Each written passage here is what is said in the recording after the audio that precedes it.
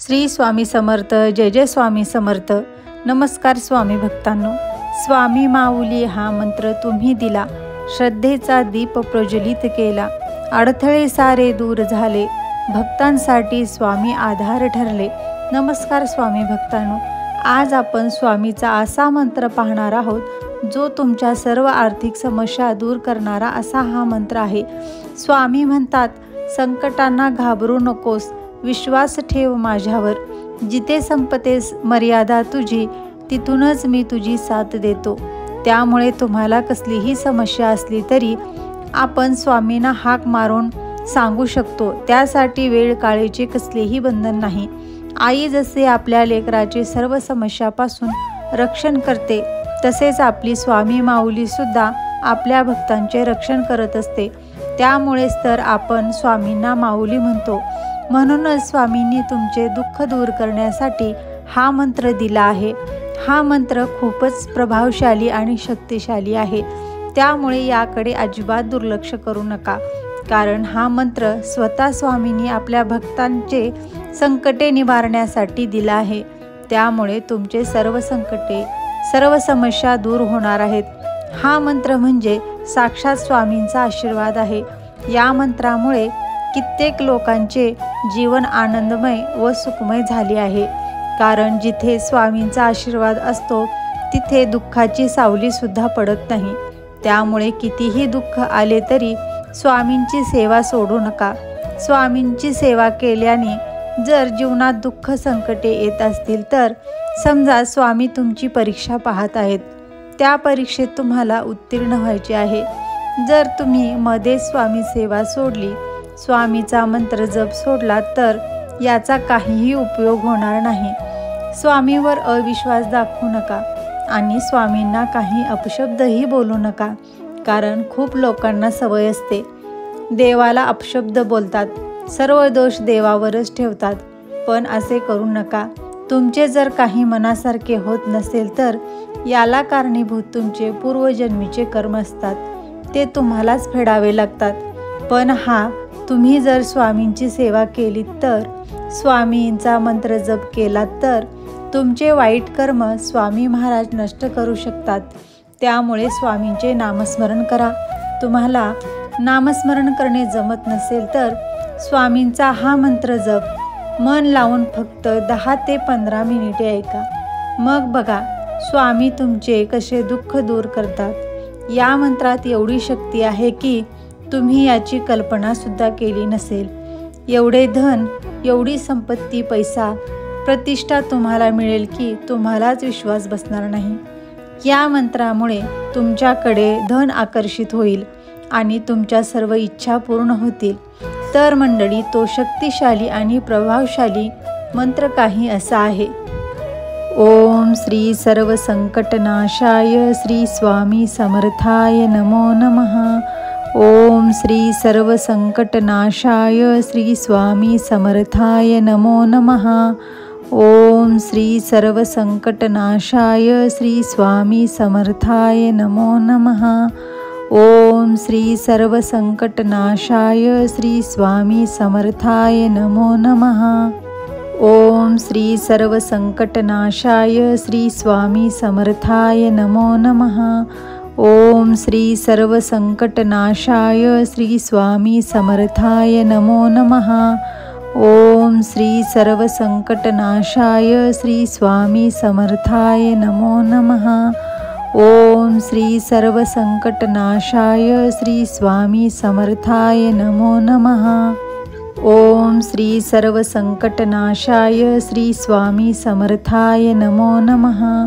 ओम श्री सर्व संकटनाशाय श्री स्वामी समर्थाय नमो नमः. ओम श्री सर्व संकटनाशाय श्री स्वामी समर्थाय नमो नमः. ओम श्री सर्व संकटनाशाय श्री स्वामी समर्थाय नमो नमः. ओम श्री सर्व संकटनाशाय श्री स्वामी समर्थाय नमो नमः. ओम श्री सर्व संकटनाशाय श्री स्वामी समर्थाय नमो नमः. ओम श्री सर्व संकटनाशाय श्री स्वामी समर्थाय नमो नमः. ओम श्री सर्वसंकटनाशाय श्री स्वामी समर्थाय नमो नमः। ओम श्री सर्वसंकटनाशाय श्री स्वामी समर्थाय नमो नमः। ओम श्री सर्वसंकटनाशाय श्री स्वामी समर्थाय नमो नमः। ओम श्री सर्वसंकटनाशाय श्री स्वामी समर्थाय नमो नमः। ओम श्री सर्वसंकटनाशाय श्री स्वामी समर्थाय नमो नमः। ओम श्री सर्वसंकटनाशाय श्री स्वामी समर्थाय नमो नमः।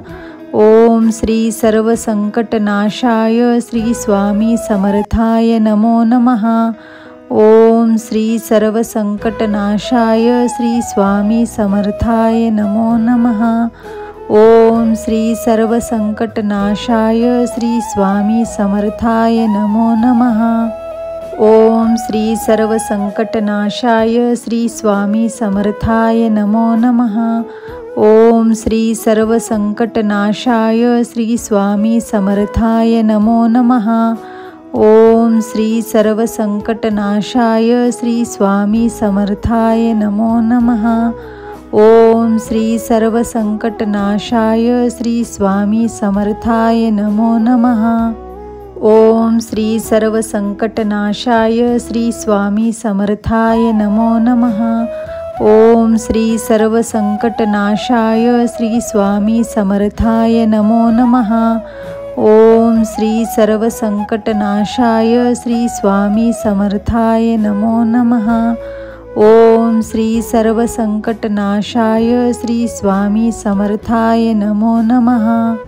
ओम श्री सर्वसंकटनाशाय श्री स्वामी समर्थाय नमो नमः।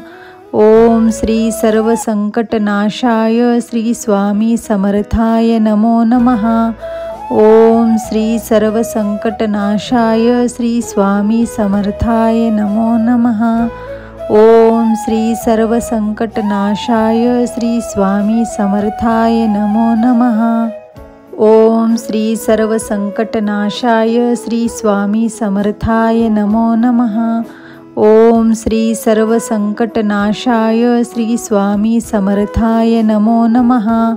ओम श्री सर्वसंकटनाशाय श्री स्वामी समर्थाय नमो नमः। ओम श्री सर्वसंकटनाशाय श्री स्वामी समर्थाय नमो नमः। ओम श्री सर्वसंकटनाशाय श्री स्वामी समर्थाय नमो नमः। ओम श्री सर्वसंकटनाशाय श्री स्वामी समर्थाय नमो नमः। ओम श्री सर्वसंकटनाशाय श्री स्वामी समर्थाय नमो नमः। ओम श्री सर्वसंकटनाशाय श्री स्वामी समर्थाय नमो नमः। ओम श्री सर्वसंकटनाशाय श्री स्वामी समर्थाय नमो नमः। ओम श्री सर्वसंकटनाशाय श्री स्वामी समर्थाय नमो नमः।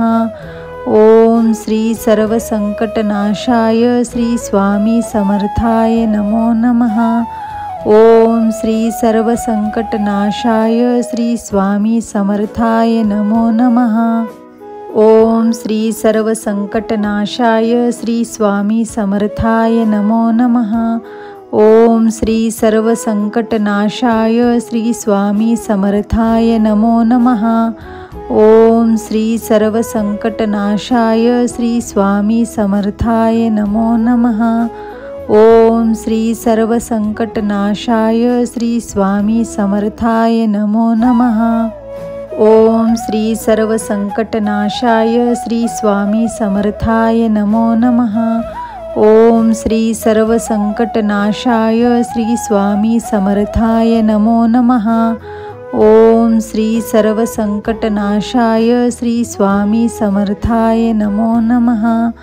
ओम श्री सर्वसंकटनाशाय श्री स्वामी समर्थाय नमो नमः। ओम श्री सर्वसंकटनाशाय श्री स्वामी समर्थाय नमो नमः। ओम श्री सर्वसंकटनाशाय श्री स्वामी समर्थाय नमो नमः। ओम श्री सर्वसंकटनाशाय श्री स्वामी समर्थाय नमो नमः। ओम श्री सर्वसंकटनाशाय श्री स्वामी समर्थाय नमो नमः। ओम श्री सर्वसंकटनाशाय श्री स्वामी समर्थाय नमो नमः। ओम श्री सर्वसंकटनाशाय श्री स्वामी समर्थाय नमो नमः। ओम श्री सर्वसंकटनाशाय श्री स्वामी समर्थाय नमो नमः। ओम श्री सर्वसंकटनाशाय श्री स्वामी समर्थाय नमो नमः। ओम श्री सर्वसंकटनाशाय श्री स्वामी समर्थाय नमो नमः। ओम श्री सर्वसंकटनाशाय श्री स्वामी समर्थाय नमो नमः। ओम श्री सर्वसंकटनाशाय श्री स्वामी समर्थाय नमो नमः। ओम श्री सर्वसंकटनाशाय श्री स्वामी समर्थाय नमो नमः। ओम श्री सर्वसंकटनाशाय श्री स्वामी समर्थाय नमो नमः। ओम श्री सर्वसंकटनाशाय श्री स्वामी समर्थाय नमो नमः। ओम श्री सर्वसंकटनाशाय श्री स्वामी समर्थाय नमो नमः। ओम श्री सर्वसंकटनाशाय श्री स्वामी समर्थाय नमो नमः। ओम श्री सर्वसंकटनाशाय श्री स्वामी समर्थाय नमो नमः। ओम श्री सर्वसंकटनाशाय श्री स्वामी समर्थाय नमो नमः। ओम श्री सर्वसंकटनाशाय श्री स्वामी समर्थाय नमो नमः। ओम श्री सर्वसंकटनाशाय श्री स्वामी समर्थाय नमो नमः। ओम श्री सर्वसंकटनाशाय श्री स्वामी समर्थाय नमो नमः। ओम श्री सर्वसंकटनाशाय श्री स्वामी समर्थाय नमो नमः। ओम श्री सर्वसंकटनाशाय श्री स्वामी समर्थाय नमो नमः।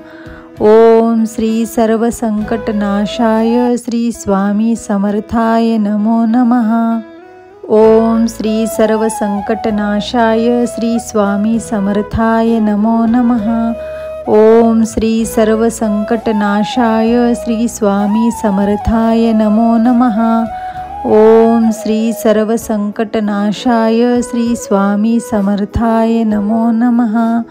ओम श्री सर्वसंकटनाशाय श्री स्वामी समर्थाय नमो नमः। ओम श्री सर्वसंकटनाशाय श्री स्वामी समर्थाय नमो नमः। ओम श्री सर्वसंकटनाशाय श्री स्वामी समर्थाय नमो नमः। ओम श्री सर्वसंकटनाशाय श्री स्वामी समर्थाय नमो नमः। ओम श्री सर्वसंकटनाशाय श्री स्वामी समर्थाय नमो नमः। ओम श्री सर्वसंकटनाशाय श्री स्वामी समर्थाय नमो नमः।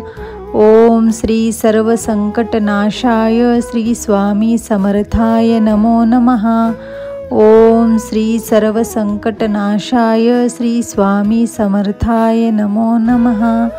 ओम श्री सर्वसंकटनाशाय श्री स्वामी समर्थाय नमो नमः। ओम श्री सर्वसंकटनाशाय श्री स्वामी समर्थाय नमो नमः। ओम श्री सर्वसंकटनाशाय श्री स्वामी समर्थाय नमो नमः। ओम श्री सर्वसंकटनाशाय श्री स्वामी समर्थाय नमो नमः।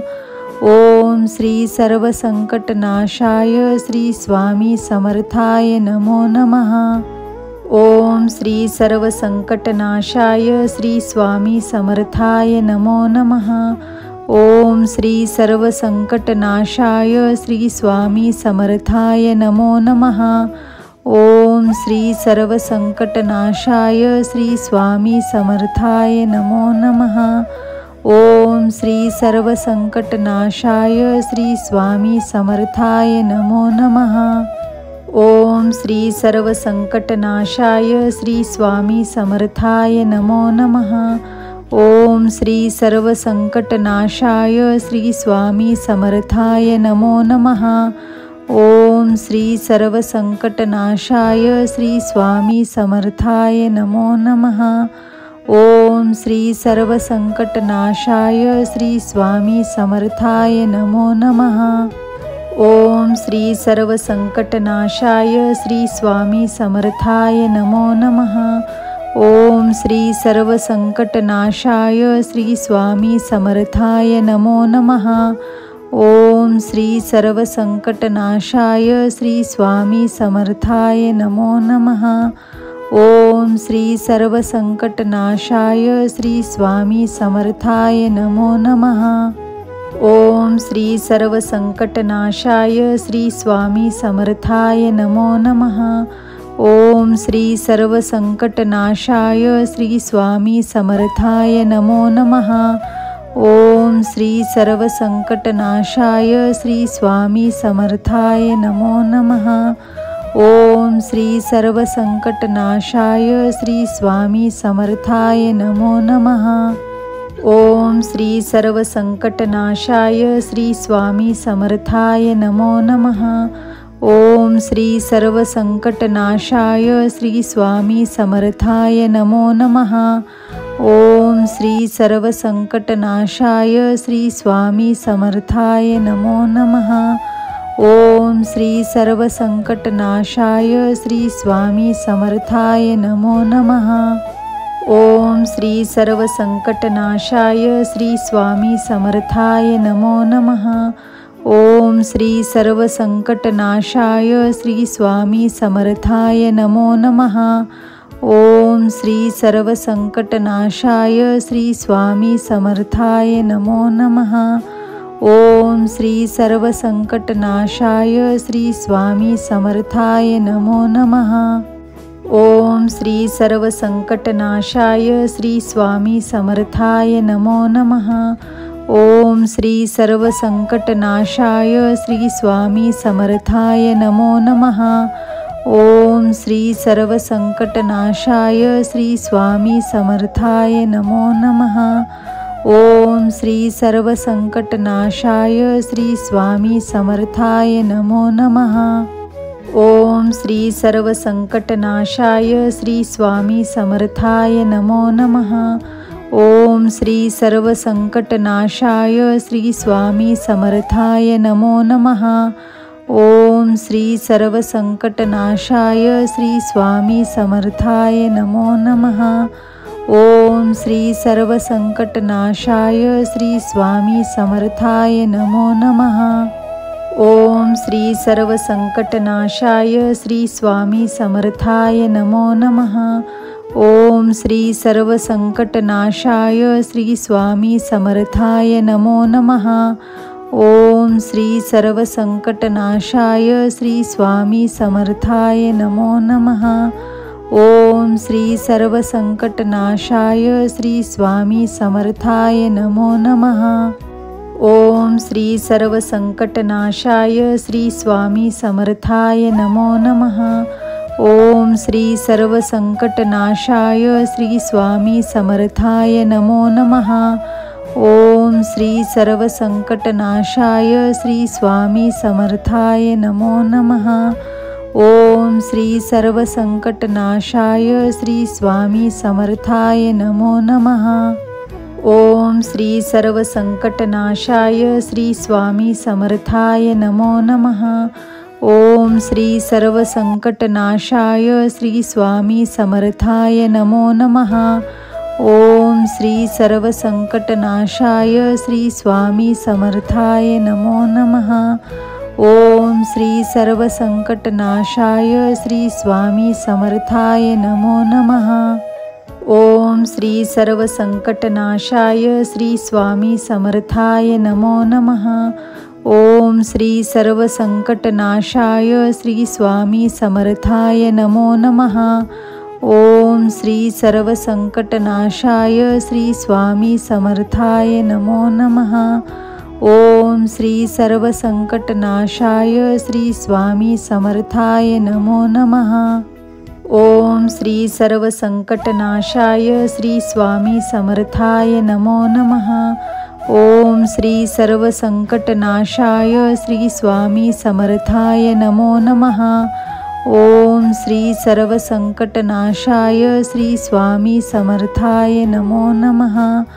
ओम श्री सर्वसंकटनाशाय श्री स्वामी समर्थाय नमो नमः। ओम श्री सर्वसंकटनाशाय श्री स्वामी समर्थाय नमो नमः। ओम श्री सर्वसंकटनाशाय श्री स्वामी समर्थाय नमो नमः। ओम श्री सर्वसंकटनाशाय श्री स्वामी समर्थाय नमो नमः।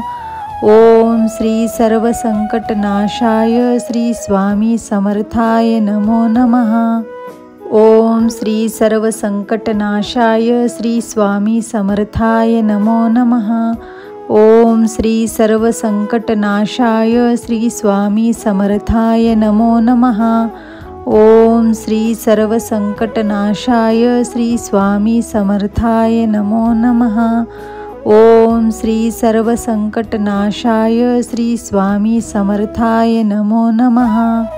ओम श्री सर्वसंकटनाशाय श्री स्वामी समर्थाय नमो नमः। ओम श्री सर्वसंकटनाशाय श्री स्वामी समर्थाय नमो नमः। ओम श्री सर्वसंकटनाशाय श्री स्वामी समर्थाय नमो नमः। ओम श्री सर्वसंकटनाशाय श्री स्वामी समर्थाय नमो नमः।